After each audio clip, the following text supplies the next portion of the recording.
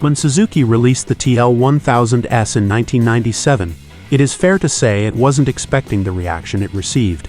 In fact, the next few months were the stuff of nightmares, as phone lines to Japan went into meltdown. Lawsuits were threatened, and eventually the bike was recalled for a highly embarrassing safety update.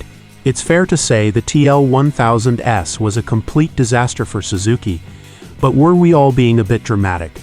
The TL1000S, or Widowmaker as it was very quickly dubbed, was a brand new concept for Suzuki.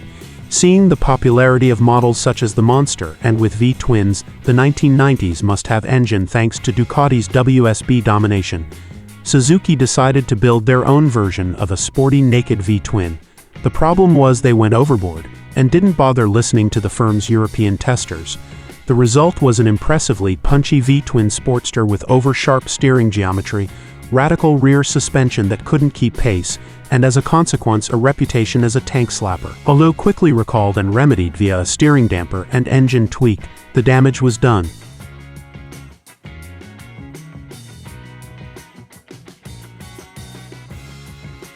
One of the highlights of the TLS is its engine and power delivery. The all-new V-twin originally produced a punchy, dynamic 123 brake horsepower, enough, in fact, to quickly find the limitations of its chassis and suspension, particularly out of slow corners.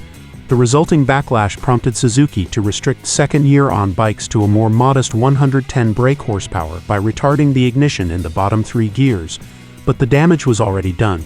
If you're not sure which your bike is, unrestricted TL1000S ECU have 00 as the last two digits. Restricted bikes have 01. Most survivors today will have been reverted to original spec.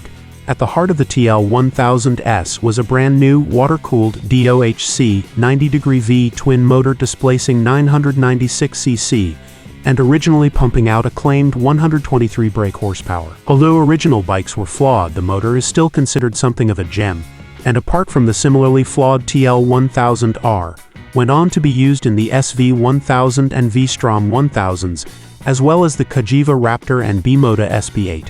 Generally, it's a sorted, reliable unit. Post-98, the black box retards the ignition in the bottom three gears, but it's a cheap fix to get it back. Standard twin exhausts are now rare, with many owners switching to louder Yoshimura or similar systems which make the TLS sound incredible. The gearbox is a typically slick Suzuki 6-speeder.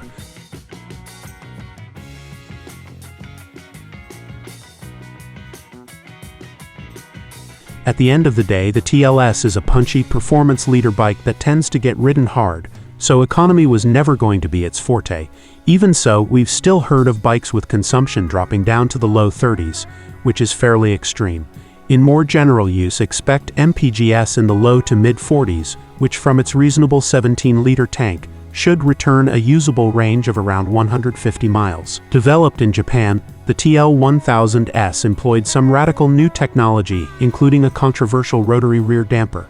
At the time, Suzuki claimed that due to the size of the V-twin motor, they simply didn't have any room to fit a conventional shock, and therefore turned to F1 to find a solution.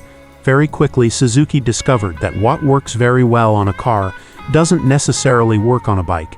Even at the bike's launch on a smooth racetrack in Miami, there were concerns about the TL's lively front end.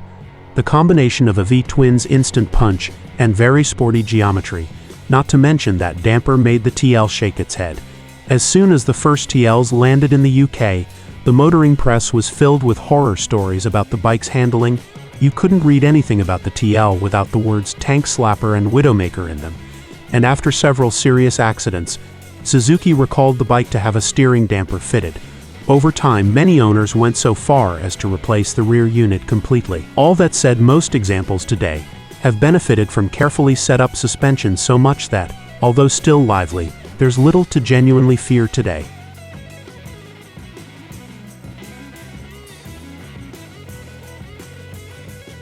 Although a generation behind the latest radial calipers and sophisticated AB systems, the TL1000S brakes, comprising twin big 320mm discs grasped by meaty 4-piston calipers, are typical of sports bikes of the late 1990s and more than up to the job. Further improvement can come by fitting braided steel lines and performance brake pads. Although a sports V-twin, the TL1000S was intended as a road sports machine in the style of Ducati's Supersport 900 and 1000 with its sister bike, the beam-framed, fully fared TL1000R, which arrived in 1998, designed as the more full-on track sportster.